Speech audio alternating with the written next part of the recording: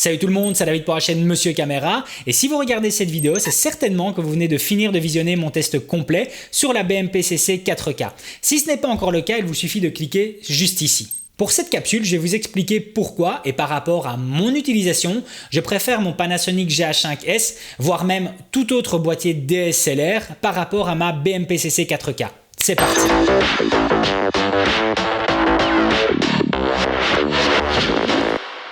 Alors je vais essayer de voir point par point les différentes raisons qui vont me faire passer la BMPCC 4K en caméra secondaire par rapport à un DSLR traditionnel. Dans un premier temps, j'aime le fait de savoir que je peux prêter mon GH5S à quelqu'un connaissant un peu la vidéo ou photo et qu'il pourra plus ou moins se débrouiller. Ici, c'est un peu plus poussé et il s'agit clairement d'un boîtier avec une interface destinée à une logique professionnelle uniquement. Après, je ne dis pas qu'une utilisation privée ou de loisir n'est pas faisable, je dis simplement qu'il faut avoir de sérieuses bases en vidéo avant de se lancer sur une telle machine. Un bête exemple, ce sera sur la balance des blancs. Elle doit être vérifiée avant chaque prise. Il n'y a pas de balance de blanc s'effectuant automatiquement.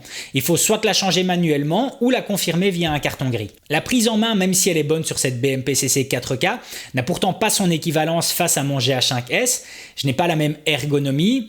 En fait, c'est même plus loin. Sur le GH5S, j'ai cette sensation de pouvoir partir à l'aventure car la conception, sa tropicalisation ainsi que les matériaux utilisés me donnent vraiment une confiance sur le produit. La qualité est super bonne sur cette BMPCC 4K, mais pas assez par rapport à mon utilisation. Le nombre de boutons physiques présents sur le GH5S ou autre boîtier DSLR par rapport à cette BMPCC 4K est aussi totalement différent et me fait à nouveau choisir le GH5S face à la BMPCC 4K. Son écran a beau être incroyable, cela implique plein de défauts. Déjà, il est fixe et contrairement au GH5S qui est entièrement rotatif, je vois un clair désavantage. Ce grand écran pompe tout le jus de la batterie et en à peine 35 minutes, celle-ci est morte, contrairement à l'autonomie extraordinaire du Panasonic GH5S. Et pour finir, nous avons un grand écran mais pas de mire, ce qui pour moi reste important lorsque je veux faire une photo. D'ailleurs, même si le GH5S n'est pas non plus taillé pour la photo, il reste quand même plus performant que cette BMPCC 4K. Autre point négatif, la caméra n'est pas tropicalisée, ce qui pour moi représente un sérieux point négatif car comme j'adore voyager, le fait d'avoir un boîtier résistant aux mauvaises conditions climatiques est indispensable. Parmi tous les outils d'assistance présents sur cette BMPCC 4K, je ne dispose pas d'informations sur l'exposition des stops, j'ai uniquement l'histogramme et quand on n'a pas l'habitude, c'est assez contraignant. Je ne pense pas que cette information sera souvent relayée, mais il faut savoir que vous ne pouvez pas supprimer vos rushs enregistrés.